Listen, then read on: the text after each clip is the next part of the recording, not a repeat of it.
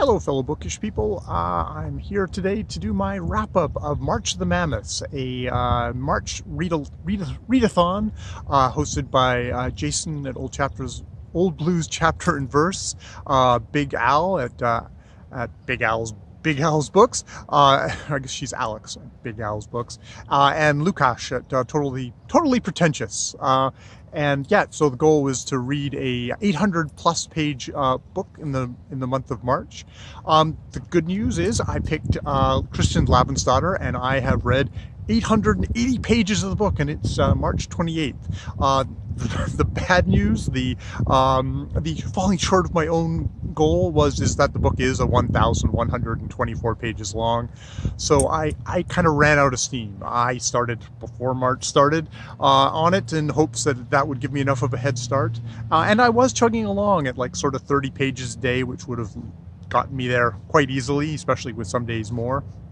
But just sort of my own kind of mood, feeling a little bit of blue that comes upon me at times. I fell off of that wagon, and while I kept up with the book, and I really enjoy the book, whatever kind of energy I had there at the beginning kind of ebbed away. And to be honest, I've eased off a bit on BookTube lately. It's my only social media, but even for me, that can sometimes be a little too much. So I just mental health kind of pulled back on that a little bit. I'm sure this is funny for people who are regularly engaged in Twitter wars and all that stuff, but I have trouble even with just the very mellow and civil comment sections of BookTube. That still is somewhat of an energy drain to me. Wow. But yeah, however that said, I've really been enjoying Kristin Lavransdatter. I will come back probably sometime in April with my final summation of the third section, The Cross.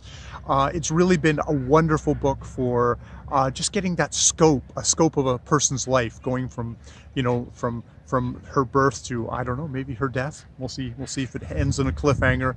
But just that idea of how decisions made early in life make such large ramifications later on in life. How a great portrayal of a marriage, and how two people can have different ideas of their views of responsibility, of for better word, for sin, because this is Kristin Lavransdatter is a book set in 14th century Norway and translated by Tina Nunnally from the Norwegian. This is a 1920 book, and just how that can kind of wear on a marriage, and just sort of the ideas of responsibility. It's a book that you look at it as just a marriage, and I can't help but seeing myself in that, which is, I think, one of those great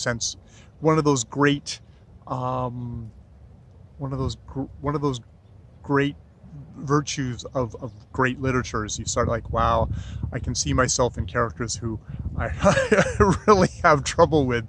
I'm thinking of Erlend, the husband to Kristin Lavransdatter, and his forgetfulness, his able to sort of slough off responsibility, unfortunately is unfortunately or fortunately is something I can see in myself, as well as I can see Kristin herself and her own sense of anguish and judgment on herself. I can also there's that too. They all dig themselves into me, and indeed it's a book where it's not solely centered on one character. We jump from character to character in a head in a masterful way. And now I'm doing I've launched into a review of the book versus an update, which is, yes, I've read 880 pages of it. I will finish the book. I won't finish it by the end of March, because that's the muscles I have. But I mean, for myself, having gotten through 880 pages and just immersed myself in it has been a greatly rewarding experience. So that's thank you to Jason, Alex, and Lukas for coming up with this and hosting it. That was it's been a lot of fun. Has been very rewarding, and yeah, I look forward to hearing their wrap ups and their thoughts about the March of the Mammoths as well. So yes, More videos later.